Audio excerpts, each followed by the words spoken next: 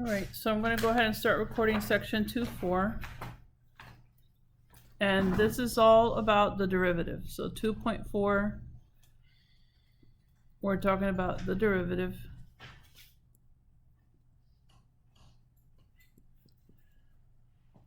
Have you ever heard of a master key? A master key. Like a lock? Like a lock. Keys or like key? Oh, okay. Yeah. The master key. Is that The like, key that opens all doors. Yeah. Okay. Think of it that way. So if I have a figure, I don't care what the figure is, let me give you a simple idea. So this is just conversation as people trickle in. When you look at this figure, if I were to look for the derivative, there are infinitely many points on which I'm going to trace that derivative, correct? So the derivative itself as a function is the master key that can open the slope or find for us the slope of the tangent line at any one of these given points. So you have a tangent line here. You also have, let me do a different color. You have a tangent line here. You have tangent lines throughout this figure in an infinite state, right? So all of these are tangent lines. And so that tangent line explains to us the rate of change at that particular point. So think of your derivative as that master key. Okay? Does that help sort of understand what's going on here? You'll start to see it as it unfolds. All right. So there are three formulas I'm going to throw at you first. So first of all, I want to talk about what's called an average rate of change.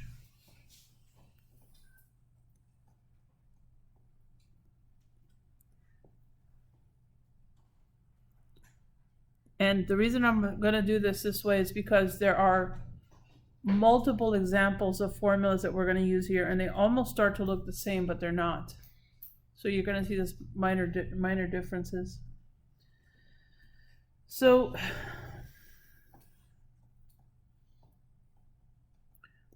for any given equation, so let's say I have for y equal to some function, the average rate of change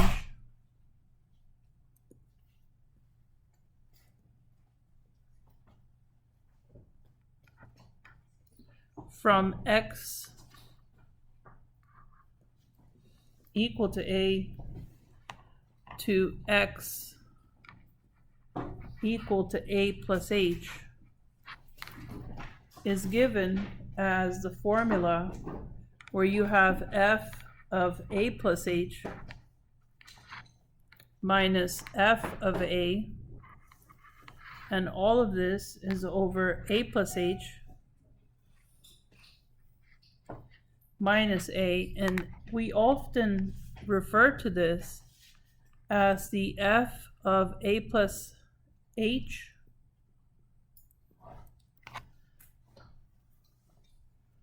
minus the f of a, and all of this over h, where h does not equal 0. Okay, you probably referred to this as in the difference quotient. You've probably heard of that expression. So what does that mean to us, and how do we use it in a question? So let's see.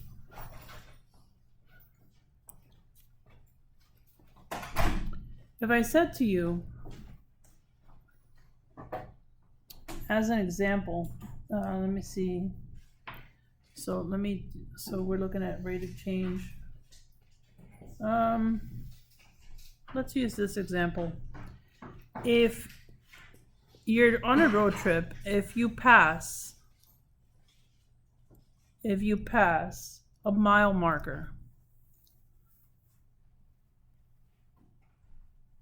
and let's say this mile marker 120, and you pass at 9 a.m. So you're driving along, you pass mile marker 120 at 9 a.m. Okay, and as you continue on your trip, you pass mile marker 250, and this happens at 11 a.m. Then we calculate the average rate of change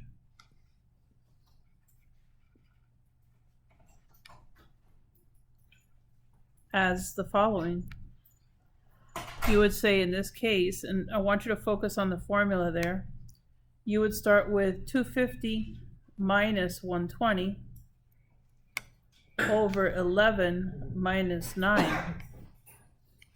This gives us 130 over 2, which tells me that your approximate speed is 65 miles per hour.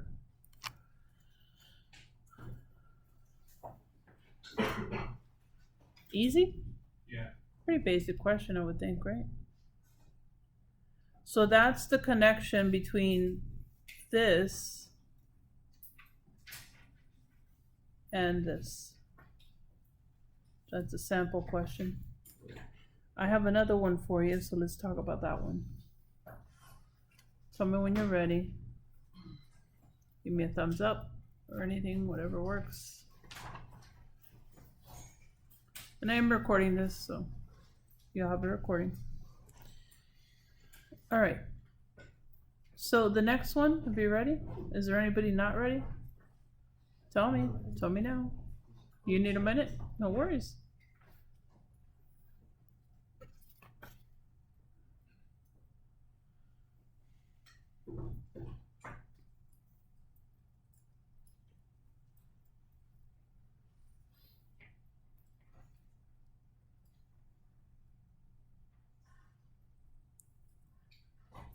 You good? Remember, I'm recording this, so you can always go back and look at it. So, in example 1, they're talking about basically a diagram that looks like such. So it starts at 0, 0. This is going up by thousands. So this is like 1,000. This is 2,000. I'm gonna go all the way up. 3,000, 4,000, 5,000. Let me erase this and move it out of the way. So this is example 1. So this is 5,000. This is 4,000. This is 3,000.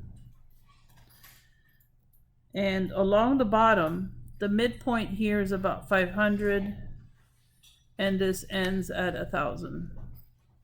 That would be 500, not 5,000. Okay.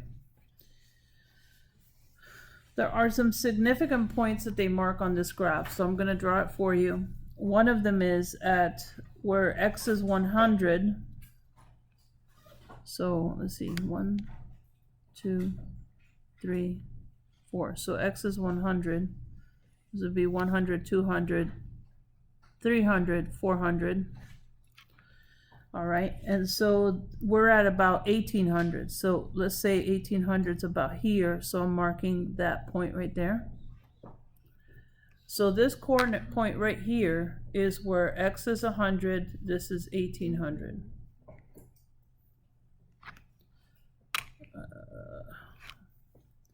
The other significant point that they mark is 4,800. Let's assume that's about here. So 4,800, and this is measuring up to about 400. So somewhere around 400, this is matching up. And there's a point here. So this is apparently going like a parabola upside down. It's coming down this way, and it's going down this way.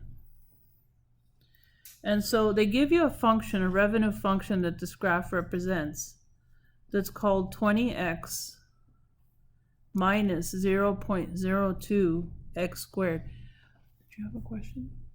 No, you good? No. All right, so this point here is the point 400, comma 4,800. It's important you know these because they're going to play a role in our equation or our formula. So the question that we're going to answer in this one is, what is the change in revenue? So what is the change in revenue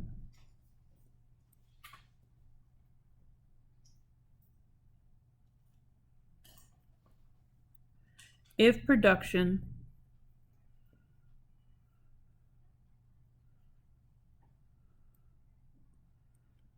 is changed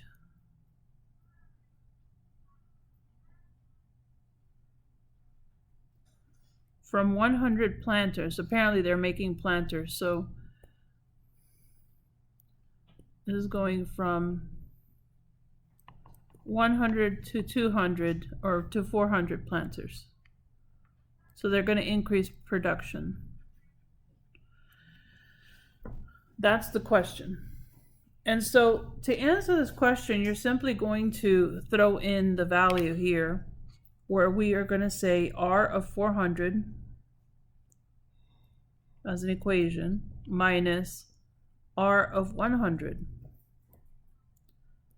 And so looking at the question as you continue, in our case, we would say then we have 20 times 400 minus 0.02 times 400 squared minus, and notice the bracket because we're going to continue here. We're going to repeat the equation where this is 20 times 100 minus 0.02 times 100 squared.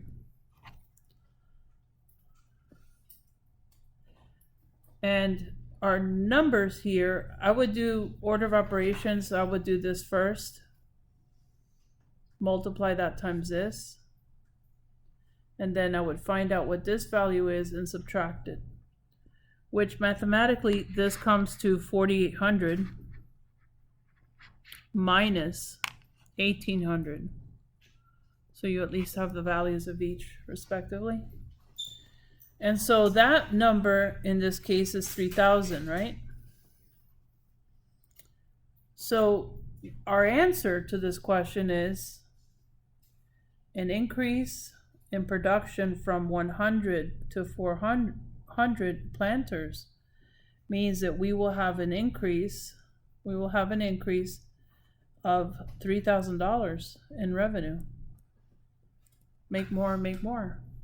Make more planters, make more money. But that answers part A.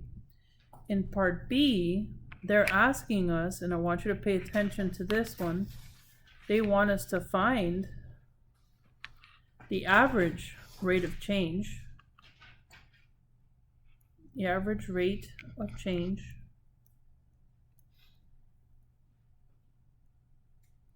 in revenue.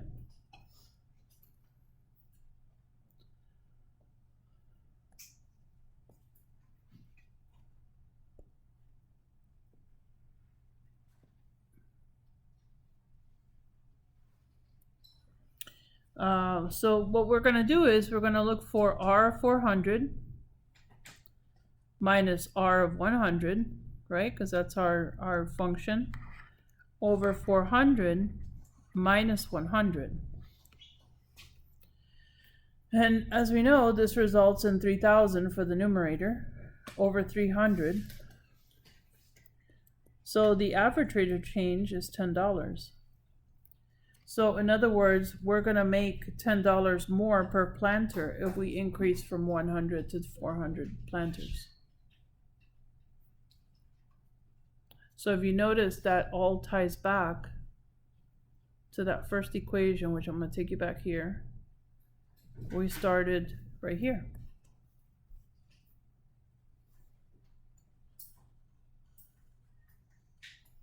All right. So that was the first one I wanted to talk to you about. The second one I wanted to talk to you about,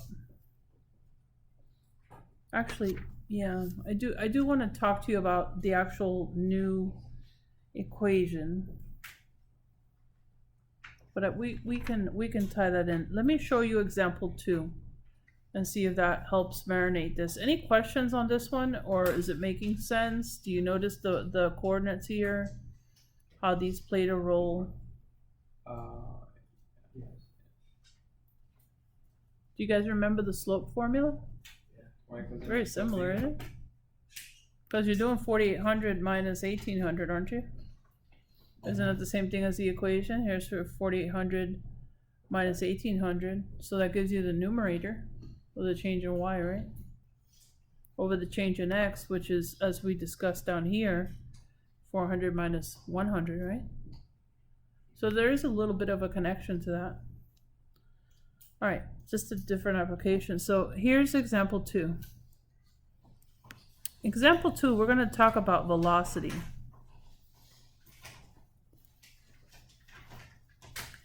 And so in this case, it says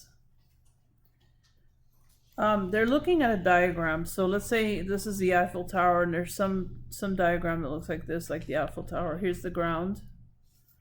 And looking at, I guess, if on a graphical display, if this were at 0, this were ground 0 for the place where we drop it, and this is at x equals 0 seconds, and if I change this to where x equals 1, noting that the formula, or our formula for the f of x value, is simply 16x squared.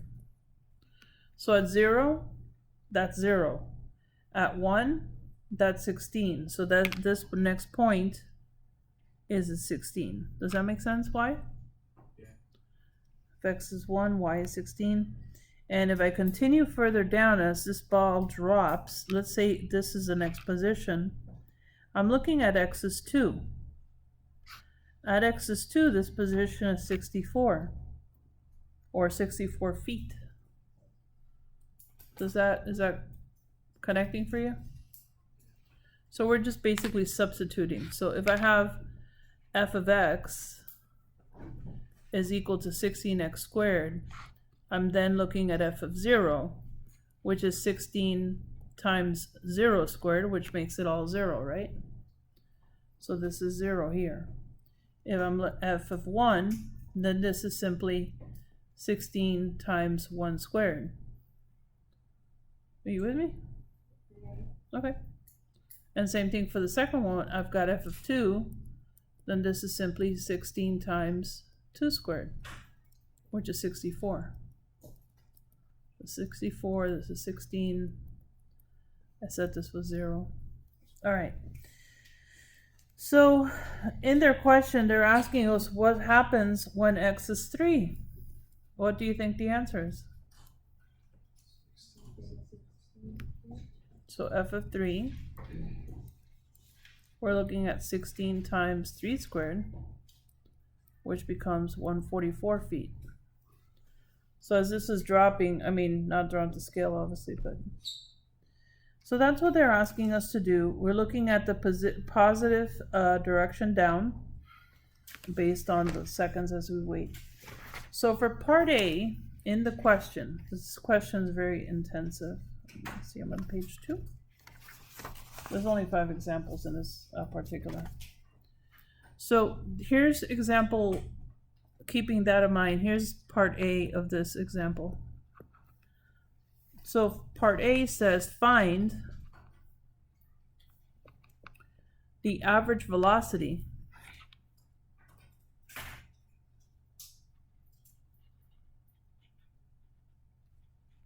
like I said, we'll get as far as we get, from x equals 2, in this case we're talking about seconds, to x equals 3 seconds. Okay, and so to find that question, we're simply going to say the following. That means that this is the equivalent of f of 3 minus the f of 2 divided by 3 minus 2, which we already know this is 16 times 3 squared minus 16 times 2 squared. Sorry, sometimes a pen just does what it wants. 2 squared over, once again, 3 minus 2. And so I believe that gives us 80 feet. Okay, and if you need to refer back, come over here. We're basically saying 144 minus 64, which is one difference of 80. Since it's over 1, there's no... So that would be your obviously your average velocity. For part B, it says find and simplify.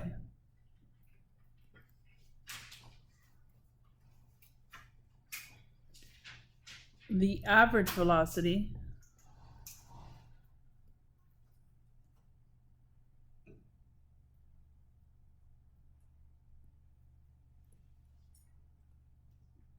from x equals 2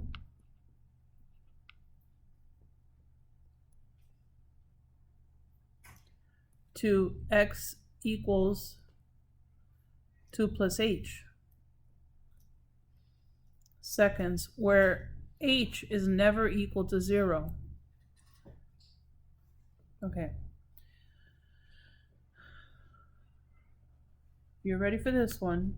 So for average velocity, which is what you're answering here, you're going to say this is the distance covered over elapsed time. So you might want to write that down somewhere. So we can denote this as distance cover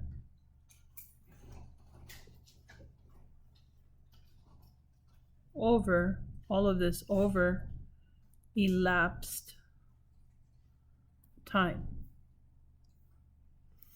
Which means that in this case, when we start working this out, we're going to do f of 2 plus h minus f of 2, and all of this over h. So we take our 16x squared, and we're going to multiply this as 16 2 plus h squared minus 16 times 2 squared, and all of this over h. Remember, h is never equal to 0. So if you look carefully, I'll highlight it for you just to make sure you're capturing what is happening here. So that goes with that. Here's your 2. Here's your 2. And you're just using 16x squared as your foundation value. Would you be kind enough, way in the corner, would you be kind enough to start a sign-in sheet? I just want to give my Walmart special over here a little bit of a break. Thank you so much. All right, so are you capturing this, making some sense? You just have to marinate it and own it. Sometimes it just takes a minute, go back, do a few practice problems and such. Okay. This ends up being, because you're going to have to FOIL all this, and you're going to end up with 64 plus 64h plus 16h squared minus 64, and all of this over h. And so your final answer, once you simplify, because remember, you're going to get rid of the h, the 64s cancel, right? So this goes bye-bye with this, right? And so you're left with, if you factor out the h, so here's your h, you factor out one of the h's, you end up with h parentheses 64 plus 16h, and all of this over h. So these guys cancel. And your final answer in this case would be 64 plus 16h, where h is not equal to 0.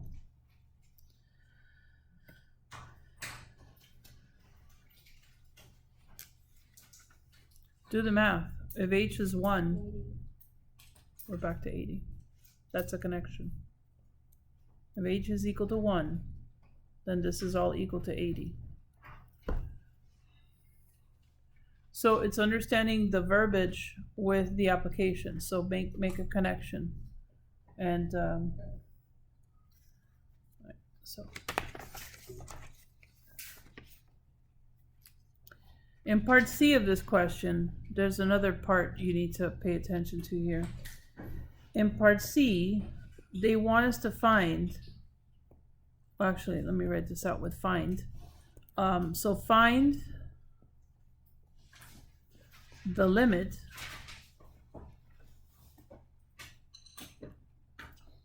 of the expression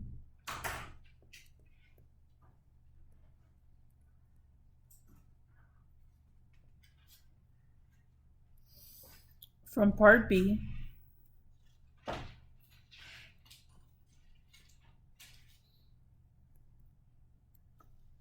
as h approaches 0. If that limit exists.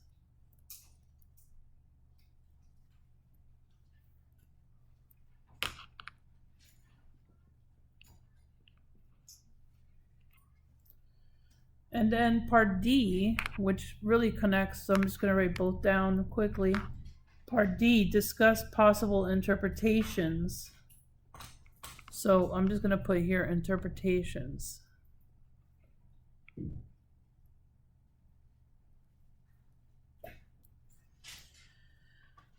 So if you look at this carefully, in part B, we originally were left with 64 plus 16h. And if I look at this as the limit as h approaches 0, then this answer would be 64 feet per second. So some interpretations of this include, so the average velocity over smaller and smaller time intervals approaches 64 feet per second. This limit can be interpreted as the velocity of the ball at an instant that the ball has been following for exactly 2 seconds. Therefore, 64 feet per second is referred to as instantaneous velocity, which is the next example I'm about to share with you. So I verbalized the interpretation basically.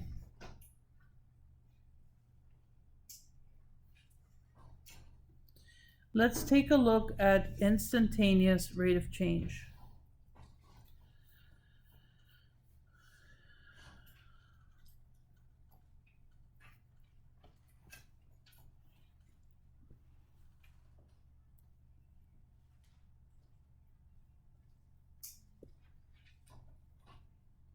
Now again, this formula is going to look identical practically, except for minor changes.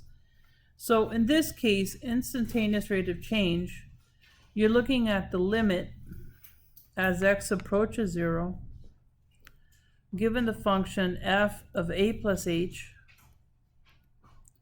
minus f of a all over h.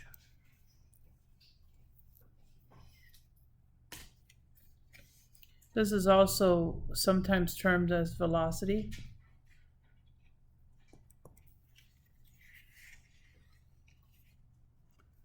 And so let me give you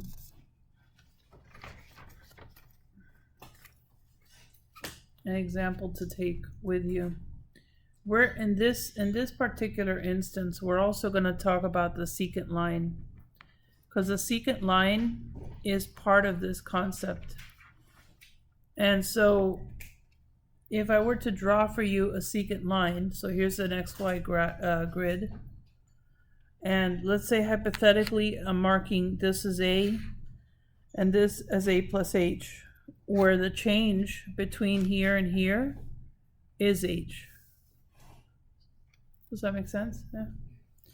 And so over here, that means that I have f of A, and up here, this would be f of A plus H. So if I'm looking at a graph, let's say hypothetically this graph crosses these 2 points. And so this kind of does this a little bit of a curve as such. Maybe you could take that down.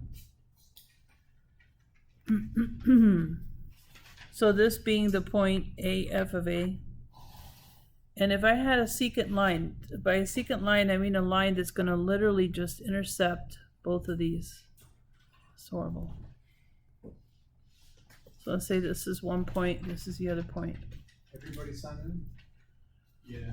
Everybody signed? Awesome. Thank you so much. So once again, coordinate point wise, this is AF of A.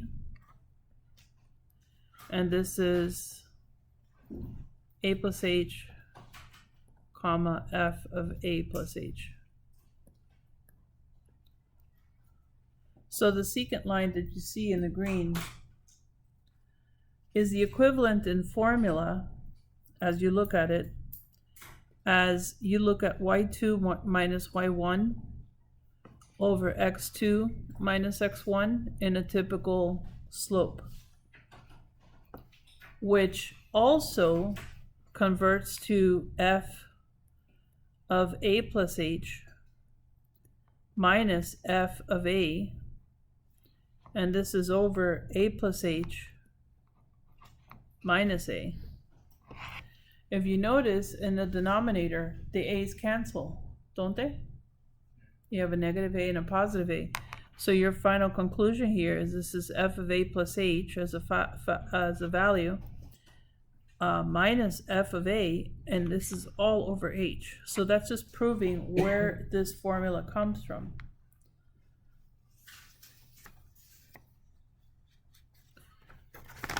Sure I don't miss any notes. So in example 3, we are talking about the secant line. In example 3, I have to draw the diagram for you. Wonder if I could possibly, just for a moment, let me see if I can go to my math lab real quick. Are you guys still copying here? Yeah. Yep, okay.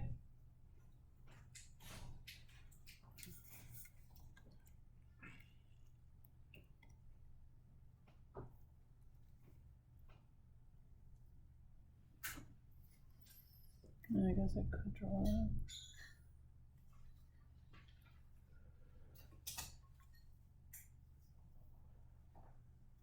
So they're giving us, in this diagram, basically f of x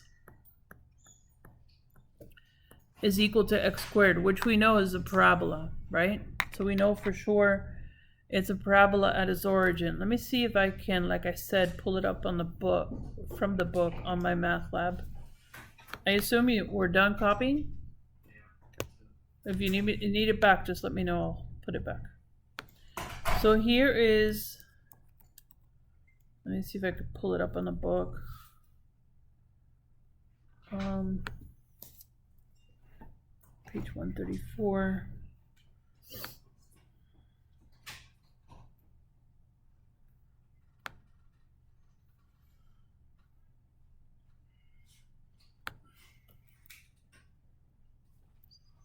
Bear with me. I'd rather show you the picture and talk about it than, and I can always go back and show you again as after we do the question. So,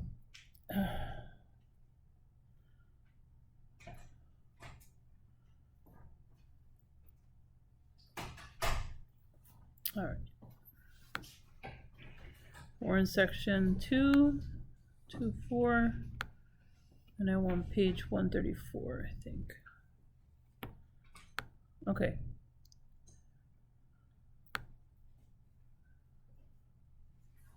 Sorry, I have to click slowly because I'm a click happy person, which causes me problems. Yes, okay, are we done? Okay, here we go. You see down here, you see that diagram? That's what I'm referring to for this question. So if you notice, it's basically the graph of f of x is equal to x squared. And then we're going to evaluate it at x is 1. We're going to evaluate it again at x is 2. And then again, we're going to evaluate it at x is 4. And each of those green lines that I'm referring to are tangent to that point. That's only 3 lines compared to infinitely many lines, right? All right, so that's the diagram I want you to take away with. If you want to take a quick snap on it on your phone, it's up to you. Keep me out of the picture. I'm very not photogenic. Better yet, let me do this.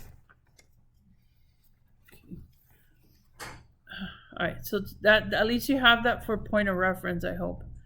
And so let's talk about the math behind this. So in this case, what they want us to find in part A in this question, actually let me switch pages. So for part A,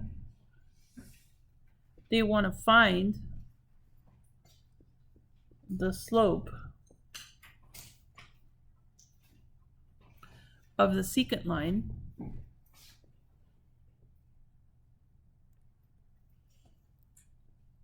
for A equals 1, H equals 2, and 1, respectively,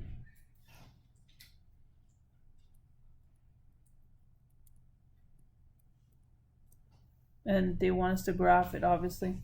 So what we do is, remember our graph is f of x is equal to x squared, right? So we're going to start with, we're going to do 3f of 3. So for A equals 1 and H equal to 2, the secant line is going through 1 comma f of 1. So this is your secant line is going through. And this is going to be equivalent to 1 comma 1, right?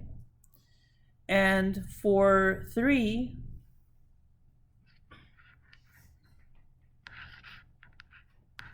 f of 3,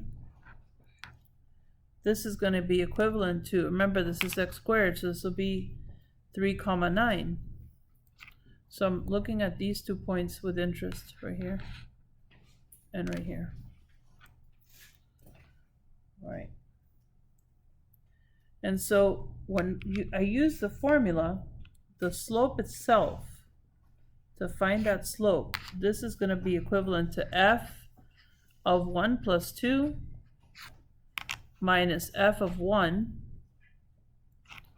and all of this over 2, where h is 2.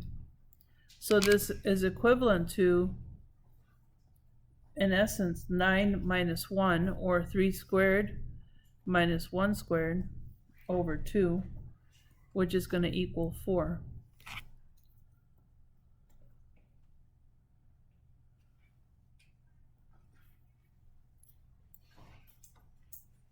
Okay, I'll bring you back to the diagram. Did you write this down? Look at the picture and make sense of it today. Let's see. It's very sensitive. You see where the slope is 4? That's at 9, right? Okay, and coming back down, this is where f of 3. F of 3, so when x is 3, y is 9. And we used, what else did we use? The 1, 2 and the 1. So we ended up with 1 squared minus 1 squared, so 1, 1. So from here, 1, 1, to here, that slope is 4, based on the diagram. And so if you want to look at this part, I don't know if that'll help you too. That's what we just did on paper. It's kind of hard to see because you could see the line and the 2 little dots, but it's kind of hard to.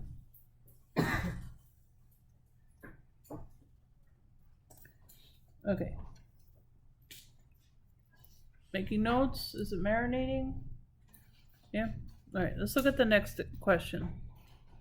The next question is asking us to find and simplify. So part B. In part B, they want us to find Can you go a little bit? Just A smidge? just that. Just the slope. Take a minute.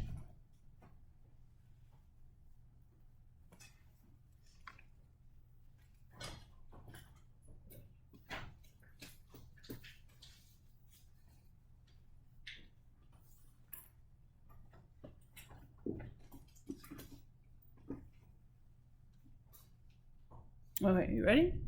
All right. So they want us to, for part B, find and simplify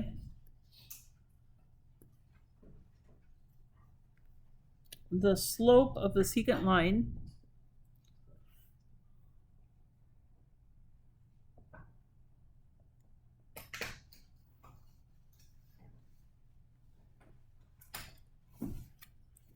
slope of the secant line, where am I? For A equals 1 and H, as long as it's not it's a non-zero. And so for this one, what you have is the f of 1 plus h minus f of 1, and all of this over h.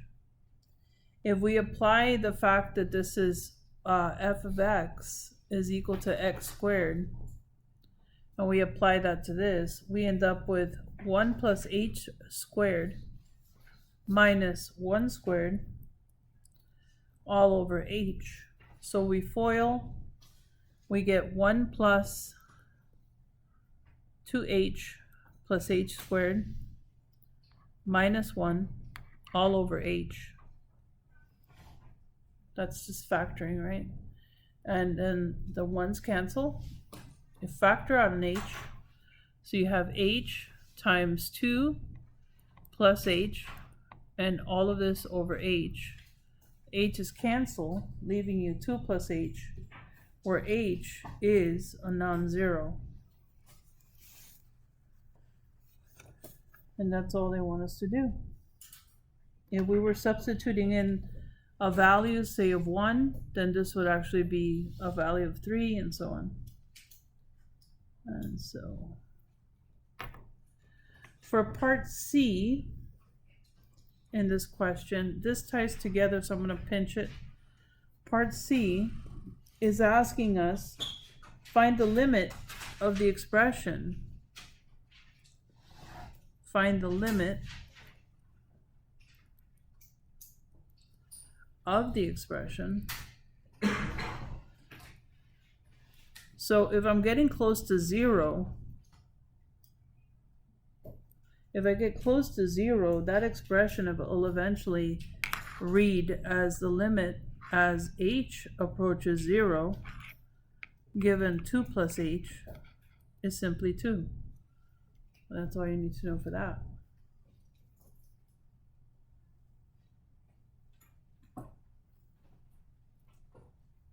And then part D is just asking for interpretations.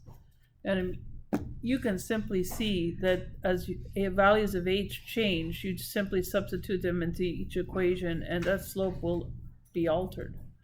Whether increased or decreased in terms of, what is the word? Incline. So, all right. This is the third concept that I wanted to get to, and I think it's the last thing I have in my notes. Because I don't want to kill you today. Okay, we got 2 days on this. All right. I hope it's marinating as we do it. So make sure your worst case scenario, look at the recording again, and I'll see if I can post another set of notes or something. Okay, so in this one, remember I said to you there were like 3 formulas, they're practically identical, and they are. This is the slope of a graph and tangent line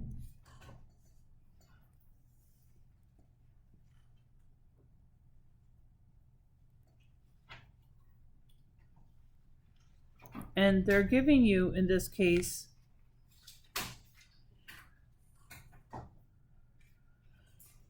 So let me do this in red. So if I have given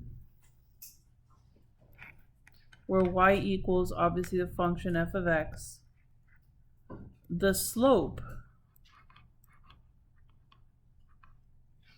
of the graph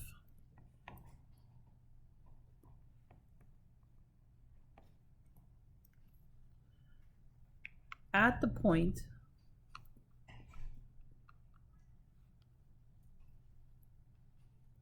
so if I give you a point and I call it a f of a, it's like the point is x is 2 f of 2. So this is given by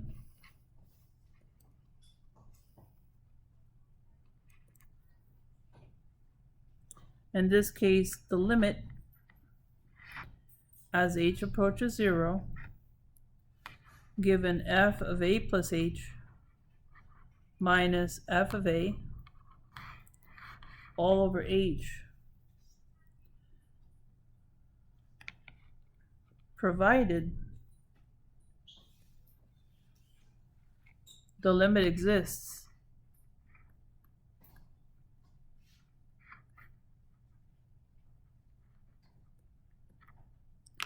so in this case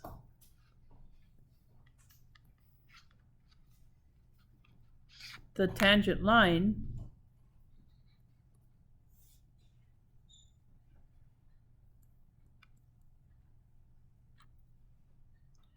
to the graph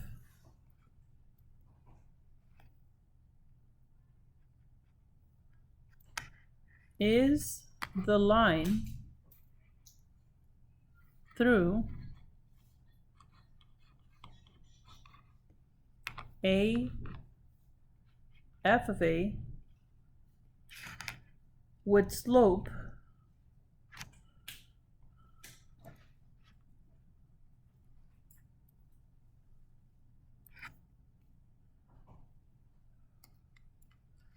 and it says given by 3.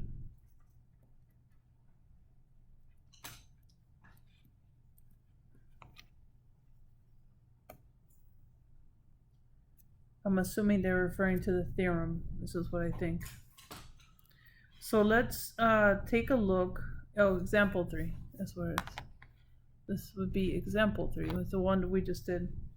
So let me show you how this ties to the derivative.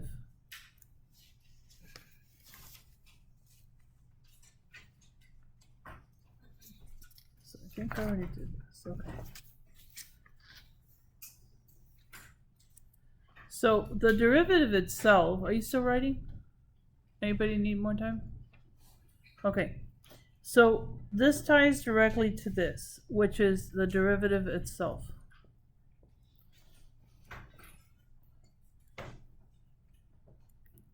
Which by definition is f of x plus h.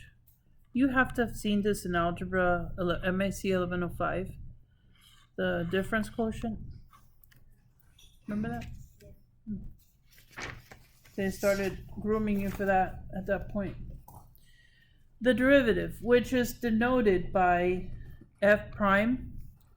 So whenever you see this notation, that little prime refers to the derivative. First derivative of that. Second derivative, guess what? 2 little notations. Third derivative, 3 little notations, so on. So let's take a look at this as example 4. And we actually might finish the chapter. But then we practice. So here's example 4. We're going to find the derivative.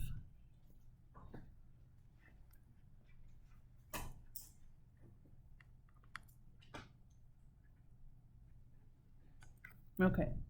So in this case, we're going to find, look at the notation, how they ask you the question. Find the first derivative.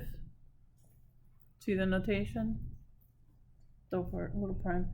First derivative given f of x is equal to 4x minus x squared. Okay, so I'm going to show you with the notation, and then I'm going to show you a trick. Let's see how you feel about learning little tricks of the trade. This requires a 4-step process, so I'm going to do it by the process they're showing you. So we're going to call this first step, step 1. Step 1. In step 1, we're going to say for f of x plus h is equal to 4 parentheses x plus h minus x plus h squared. Does that make sense? You're just basically substituting in this, in here, and in here, which is basically substituting in for x, right? We would FOIL that, so we have 4x plus 4h minus, this is our x squared plus 2xh plus h squared. Okay, if we distribute the negative, we're going to get 4x plus 4h minus x squared minus 2xh minus h squared. Okay, so now that you found that, in step 2, this is the next step, step 2, we're going to plug that into our equation. Since we have f of x plus h minus f of x. Obviously all of that's over h, but we're not going to worry about that yet. I don't know why. So this is going to reduce, and we're going to write down 4x plus 4h minus x squared minus 2xh minus h squared. Okay, pay attention here. This negative is this guy. The original f of x was simply 4x minus x squared. So we still have to distribute that negative in here and here.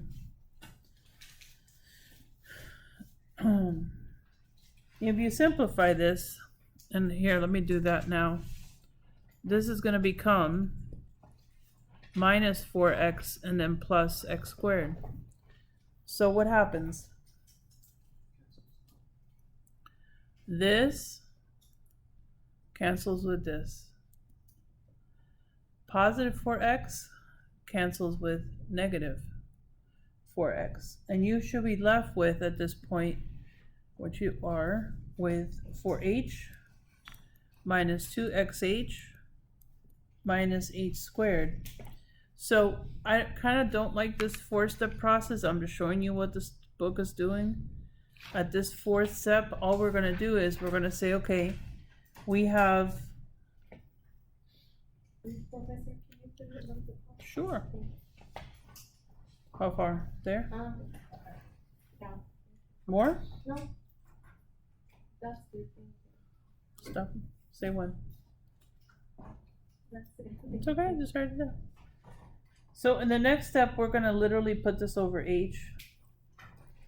If you factor out h, since this is an h here, and here, and here, this is going to leave me 4 minus 2x minus h. And all of this is over h. Right? And so this cancels. This cancels with this. And remember, this is the value as h, if h is not equal to 0. But typically as a limit, what we're going to say is the limit as h approaches 0, this will become of this value 4 minus 2x minus h is going to result in 4 minus 2x. You ready for tricks? Yeah. You're going to love tricks. Especially when you do yeah, especially when you do multiple choice tests where you don't have to show all this junk. Are you ready? You're gonna freak out. Okay, so where's our original question? This is the original, isn't it? Yeah. Okay. So this is the original function where you have 4x minus x squared. Focus on this move first. So I'm putting a 1 here on purpose. You're going to, and remember that there's also, in theory, a 1 here. If you remember this, you won't have to go through that torture again, I promise you. But at least you see where the torture comes from, right? You're going to say 1 times 4 is 4. This is x, but if I take away 1, is x to the 0, so it's just 4, isn't it? Yeah. 2 times 1, negative 1 is negative 2. Okay, and as we did this question, our final answer was 2x. Did you notice that I'm going to take away 1x? So guess what this is? Your first derivative. It's the same thing we got here. You want to see it again? Yeah, I was writing on. No worries, no worries. Okay. Do you want me to do a different question? Or same question? Okay. So the idea is you start with the exponent and the coefficient. That's number 1. So 1 times 4 is 4. Take away an exponent. 1 minus 1 is 0. X to the 0 is 1. So you just have 1 times 4.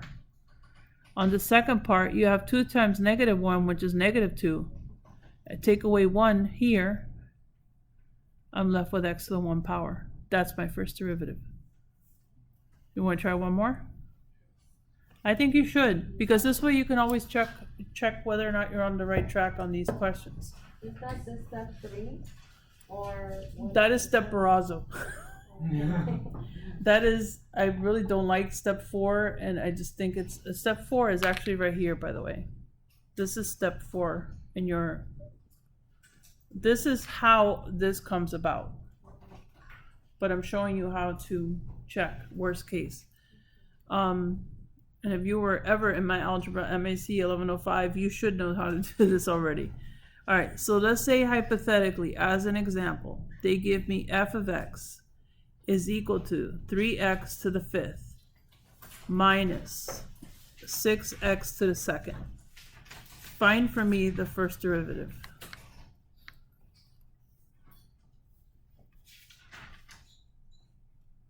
Without going through all that craziness.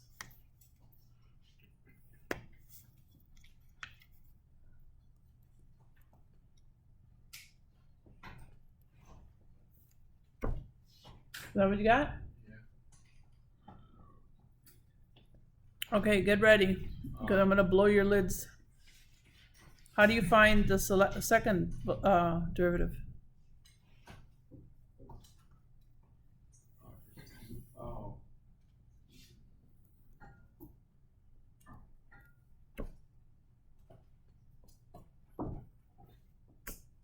Can you find this third derivative?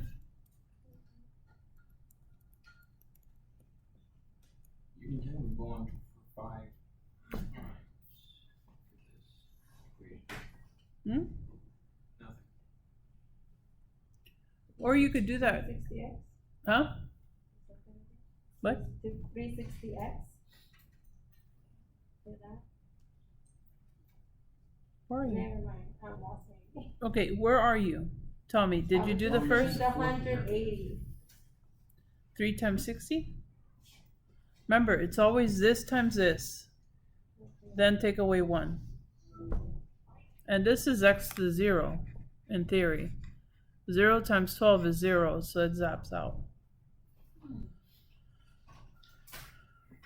Yes? So no matter what, it's always, you're always going to be taking one away? The antiderivative is the opposite. Wait till we get there. Easy? What happened? The unity from a number is just 0. Yeah, it cancels, because in theory, see how that's x to the 1? That one, but this one was not even there, was it? Because 1 minus 1 gave me 0. So here I'm at x to the 0, and this, in theory, right? That's 0. And then 0 times 12 is nothing. I should have nothing here. Because 0 times anything is nothing, right?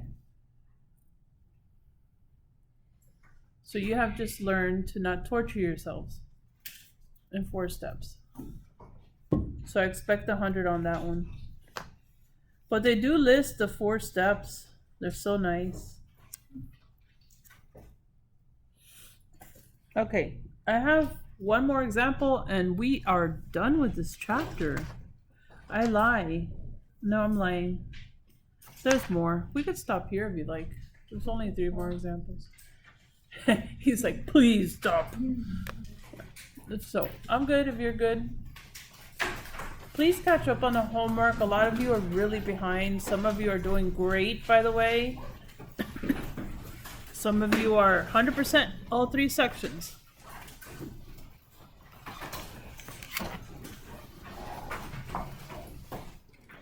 Everybody signed in? Yeah.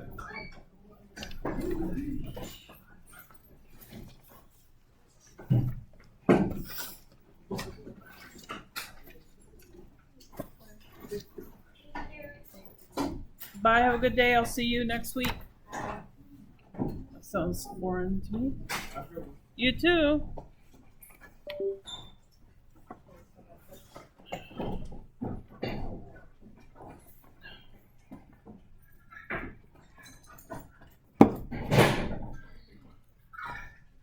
¿Qué pasó?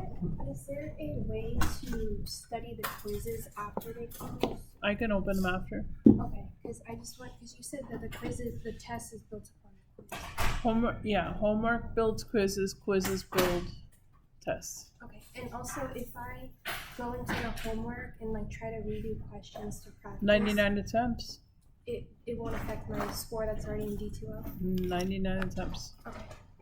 Okay, thank you. So please, yes, anything you can do to keep going forward. So, awesome.